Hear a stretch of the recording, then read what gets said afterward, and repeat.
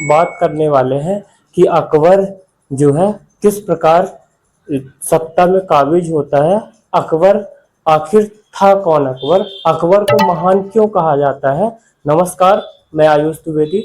बने रहिएगा हमारे इस चैनल में खास प्रोग्राम मुगल साम्राज्य। मैंने आपको पहले ही वीडियो में बताया था, मुगल साम्राज्य एक विवादित साम्राज्य रहा है। भारत की सरकार ने एनसीईआरटी से इस साम्राज्य को हटाने का कई बार प्रयास किया है, जो एक राजनीतिक विषय हो सकता है। हम राजनीतिक विषय पर चर्चा नहीं करते हैं, हमारा तो काम केवल ज्ञान ही देना है। तो चलिए वीडियो की शुरुआत करते हैं। देखिए, अकबर का जन्म जो अमरकोट यानी वीर साल के महल में हुआ था, वो डेट थी 15 अक्टूबर 1542। हुमायूं की सिया पत्नी हमीदा बानो बेगम अकबर की मां थी। हमीदा बानो बेगम को मरियम मकानी भी कहा जाता था। जीजी अनगा अकबर की प्रमुख आया थी। 1546 में अकबर के खतने के समय हुमायूं ने उसका जलालुद्दीन मोहम्मद अकबर नाम रखा। अकबर निरक्षर था, उसे ज्ञान नहीं था। कारण क्या था? कोई स्थायित्व नहीं था। उसके पिता को कभी इधर कभी उधर भागना पड़ रहा था, इसलिए उसका कोई स्थायित्व नहीं था। अकबर बिल्कुल भी पढ़ा लिखा नहीं था, लेकिन उसे अन्य विषयों में गूढ़ प्रवीण था और उसे निरक्षर समझना बिल्कुल कल्पनाशील माना जा सकता है। फिर क्या था? मुनीम खान अकबर का पहला संरक्षण बनता है और सरहिंद के युद्ध में शेर खां के पुत्र सिकंदर सूर के हराने के पश्चात 1555 में अकबर को युवराज घोषित कर देते हैं। बाद में अकबर लाहौर का सूबेदार नियुक्त होता है। इस समय बैरम खां अकबर का 1556 ईस्वी में हुमायूं की मृत्यु की खबर पाकर अकबर को गुरुदासपुर से करनौल को बुला लिया जाता है। बैरम खां की देख रेख में 14 फरवरी 1556 को मिर्जा अबुल कासिम के द्वारा करनौल वर्तमान पंजाब में एक पत्थर के सिंहासन में बैठाकर उसको राज्याभिषेक किया जाता है, जिसकी उम्र इसके जो बब्बा यानी बाबर थे 15 वर्ष की उम्र में इन्होंने साम्राज्य संभाला था। शुरुआती दिनों में अकबर जो था बैरम खां के नेतृत्व में काम करता था, यानी बैरम खां सब कुछ इसका होता था। इसका बैरम खां को उसका पद जो था खाने खाना अर्थात वकील सल्तनत होता था, अर्थात प्रधानमंत्री था। सब कुछ अकबर बैरम खां ही था। फिर क्या होता है? एक शासक जो बिहार को देश में राजनीति में बहुत बड़ा योगदान रहा है, अभी भी है, पहले भी रहा है। उस समय पे आपको पिछली वाली वीडियो में बताया था मैंने कि जो शेर खां था, बिहार से ही उसकी उत्पत्ति हुई थी। अभी एक और इसका था, वो जो है आदिल शाह का प्रधानमंत्री होता है, हेमू। वो क्या होता है? इसके ऊपर आक्रमण कर देता है, तो इसके एक बार युद्ध हो जाता है। तो थोड़ी सी हेमू के बारे में समझ लेते हैं, वो था क्या। हेमू जो था एक ब्राह्मण था, जो वृत्तिक जीवन की शुरुआत करता है, यानी उसके यहाँ कोई काम करता है, ऑफिशियल वर्क करता है।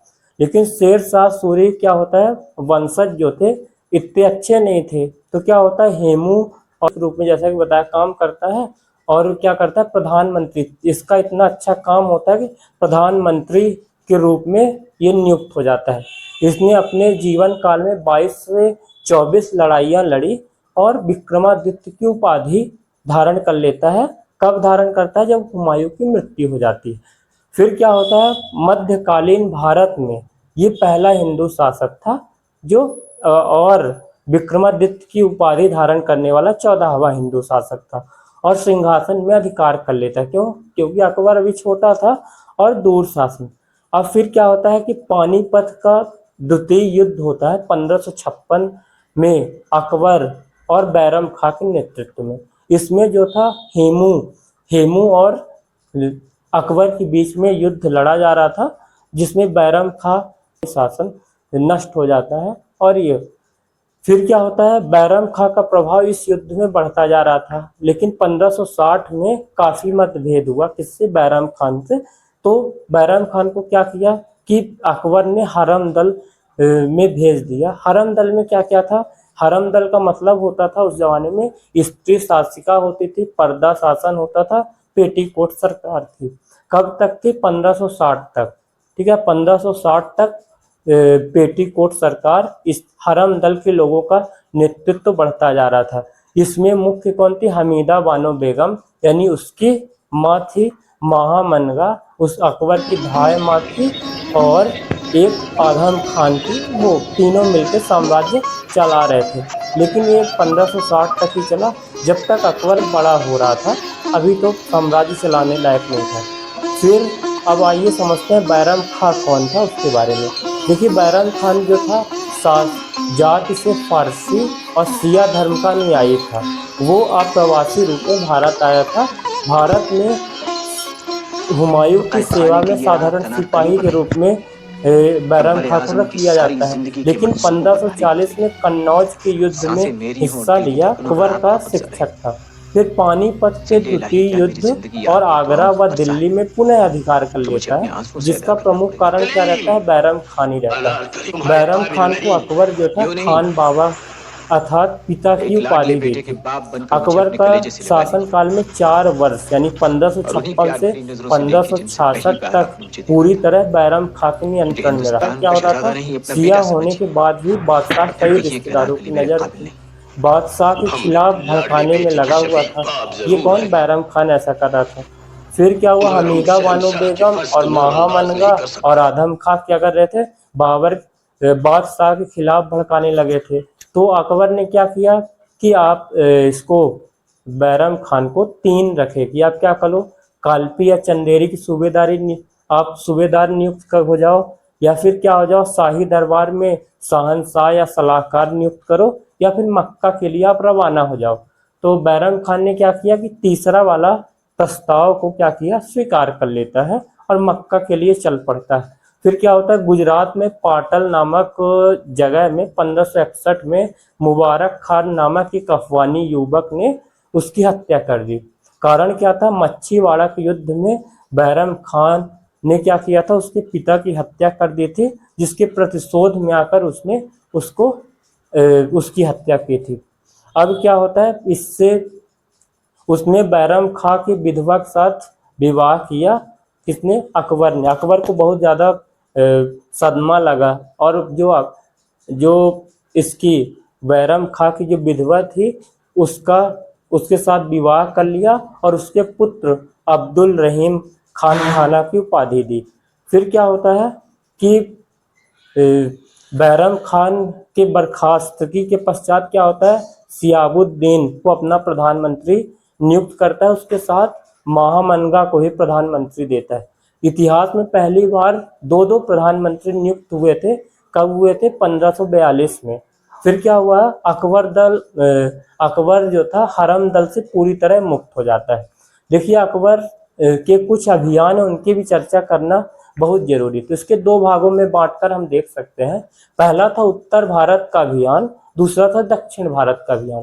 तो उत्तर भारत के अभियान, उत्तर भारत मतलब आप कर्क रेखा से बांटकर उत्तर भारत और दक्षिण भारत को देख सकते हैं। तो सबसे पहले क्या किया था उसने, बाज बहादुर कहाँ था, बाज बहादुर की आपने कहानी सुनी होगी कि जो बाज बहादुर था उसकी एक रूपमती उसकी पत्नी थी। इन दोनों की प्रेम कहानी बहुत फेमस है। ये मध्य प्रदेश के मांडू नामक जगह पे निवास हुआ करता था, यहाँ के राजा हुआ करते थे। तो उन पर आक्रमण कर देता है बाज बहादुर के ऊपर। तो बाज बहादुर क्या होता है कि युद्ध में हार जाता है और उसकी पत्नी क्या करती है, आत्महत्या कर लेती है। और ये क्या करता है, किसी तरह जान बचा के बाज बहादुर कहीं और भाग जाता है। लेकिन कई दिनों बाद अकबर के साम्राज्य में शामिल हो जाता है और अकबर इसे मनसबदार नियुक्त कर देता है। फिर इसने क्या किया, मध्य प्रदेश में मंडला जिले में रानी दुर्गावती के ऊपर आक्रमण कर देता है। तो रानी दुर्गावती जो थी कहाँ की, गढ़कटंगा थी, और उसकी जिसकी राजधानी चौरागढ़ थी, जिसने नर्मदा नदी की आधुनिक मध्य प्रदेश इलाके में सम्मिलित थे। तो इस राज्य में 15वीं शताब्दी के उत्तरार्ध में अमन दास ने मालवा पर बाज बहादुर से संग्राम शाह की उपाधि धारण की और पुत्र दलपत शाह की शादी महोबा के सुप्रसिद्ध चंदेल राजा कीर्ति सिंह की राजकुमारी दुर्गावती से हुई। फिर क्या हुआ, इस अपनी स्थिति को सुदृढ़ कर ली और कुछ वर्ष पश्चात दलपत शाह की मृत्यु हो जाती है और वीर नारायण जो उनके पुत्र की प्राप्ति हुई। और क्या होता है कि एक सेनापति आसफ खान के नेतृत्व में संघर्ष होता है। आपको स्पष्ट कर देना चाहता हूं कि जो मुगल साम्राज्य में या फिर कोई भी साम्राज्य जो प्राचीन साम्राज्य थे, वहाँ हिंदू और मुस्लिमों की लड़ाई वहाँ नहीं हुई थी, वहाँ सिर्फ साम्राज्य पाने की लड़ाई थी। हिंदू और मुस्लिम की राजनीति अंग्रेजों ने करना शुरू किया, जो वर्तमान में चल रही है। तो कहीं हिंदू मुस्लिम की राजनीति होती है, कहीं जातिवाद की राजनीति होती है, ऐसी चल रही है। फिर क्या होता है आगे समझिए कि जब ये दुर्गावती हार रही थी तो अब चाकू घोंप के अपनी आत्महत्या कर लें। और जो ये जबलपुर में इनका जो अभी भी इनकी समाधि बनी हुई है और एक जबलपुर में रानी दुर्गावती विश्वविद्यालय इन्हीं के नाम पे है। अब चलते हैं चित्तौड़ में। चित्तौड़ जो था राजस्थान के सबसे प्रसिद्ध अभियान था। 1567 में राजा उदय सिंह अपने 2 बहादुर सैनिक जय अभियान में इन योद्धाओं सहित सैनिक किसानों क्या करते हैं कि अकबर अपने सैनिकों को भेज देता है, जो सैनिक किसानों की सहित और व्यक्तियों की हत्या करवाना शुरू कर देता है। और कैमल और सत्ता सैनिक चित्तौड़ के विरुद्ध आक्रमण में मारे जाते हैं और आगरा मुख्य द्वार पर इनके एक मूर्ति बना देता है। अब चलते हैं हल्दी घाटी का युद्ध। हल्दी घाटी का युद्ध एक महान लड़ाइयों में से एक है। इसमें महाराणा प्रताप और अकबर के बीच में लड़ाई, लेकिन दिलचस्प तथ्य ये है कि इसमें अकबर जो था खुद आपस में वहां लड़ा रहा था। जैसे अकबर के जब महाराणा प्रताप से युद्ध करने गए थे तो कौन कौन थे, मान सिंह थे और शहजादा सलेम था, खुद दिल्ली में बैठ के आराम फरमा रहा था। तो इसमें क्या होता है कि जब मेवाड़ पर आक्रमण करता है तो 1576 में हल्दी घाटी नामक स्थान पर युद्ध होता है। हल्दी घाटी से क्यों कहते हैं, क्योंकि वहाँ की मिट्टी हल्दी जैसी है।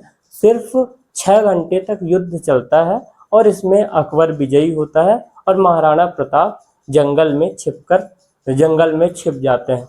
मैं एक वीडियो लेके आऊँगा जिसमें महाराणा प्रताप की पूरी जानकारी दूंगा, अभी थोड़ी बहुत जानकारी दे रहा हूँ। तो क्या होता है, महाराणा प्रताप की सहायता भामा शाह नाम एक सहयोगी आदमी ने किया था। और फिर गुजरात पर आक्रमण किया। जफर शाह तृतीय एक अयोग्य शासक था। मुगल सेना ने 1572 से 1584 में अकबर ने अभियान में भेजा, जिसमें अकबर ने खंबात में पहली बार समुद्र के दर्शन किए और नाव में सैर किए। पुर्तगाली व्यापारियों के दल ने पहली बार अकबर से आकर भेंट की और इस अभियान में टोडरमल अकबर के साथ गया था। अकबर ने राजस्व सुधार में क्या किया उसको समझते हैं। देखिए, अकबर जो था उसकी अपनी राजभाषा फारसी बनाई थी और क्या किया था, माप तौल की व्यवस्था उत्तम व्यवस्था की थी। गुजरात विजय के पश्चात अकबर ने प्रशासन की ओर अपना ध्यान आकृष्ट किया। हुमायूं को देश में अमीरों के अधिकार बांटने की नीति 1555 में पुनः आरंभ कर दी। इसके वित्तीय स्थिति बहुत खराब हो गई, जिससे बैरम खां ने कोई ठोस कदम नहीं उठाया। प्रारंभ में शेर शाह ने राजस्व सिद्धांत को अपनाया। जैसे शेर शाह उसकी जैसे उदाहरण समझते हैं कि 1/3 भाग लगान के रूप में निश्चित किया, जिसमें कई सारे दोष थे। कौन कौन से दोष थे, उपज की कीमतों में परिवर्तन के साथ लगान में परिवर्तन होता था। फिर क्या था, लगान दिल्ली के आसपास प्रचलित मूल्य के आधार पर तय होती थी। कीमतों की उपज विवरण एकत्र करना धन एवं समय दोनों खर्च होता था। इसलिए क्या किया, जब्ती प्रथा बंद कर दी।